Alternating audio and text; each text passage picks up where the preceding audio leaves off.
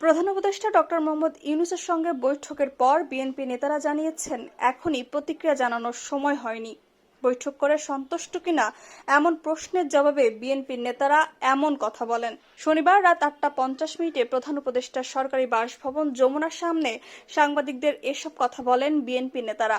এর আগে ডক্টর মোহাম্মদ ইউনূসের সঙ্গে বৈঠকে বসেন বিএনপি 4 নেতা।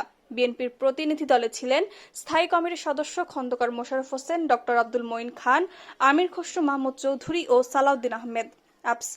বৈঠক থেকে বের হয়ে লিখিত বক্তব্য দেন খন্দকার মোশাররফ হোসেন। লিখিত বক্তব্য শেষে সাংবাদিকদের রোডম্যাপের বিষয়ে কোনো আশ্বাস পেয়েছেন কিনা এমন প্রশ্নের জবাবে সালাউদ্দিন আহমেদ বলেন, কোনো রকমের এরকম কথা হয়নি।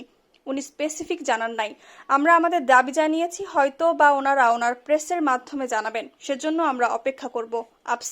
পাল্টা প্রশ্ন করা হয়, আপনারা সন্তুষ্ট কিনা? এর জবাবে সালাউদ্দিন আহমেদ বলেন, এখনই প্রতিক্রিয়া জানানোর দরকার নেই। ওনার প্রেস সেকশন কি বলে তারপর আমরা প্রতিক্রিয়া দেব।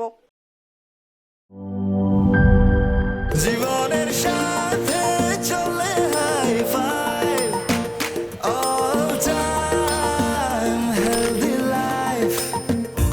নিশ্চিন্তে খান, স্বাস্থ্যকর অল টাইম পান। All time healthy life.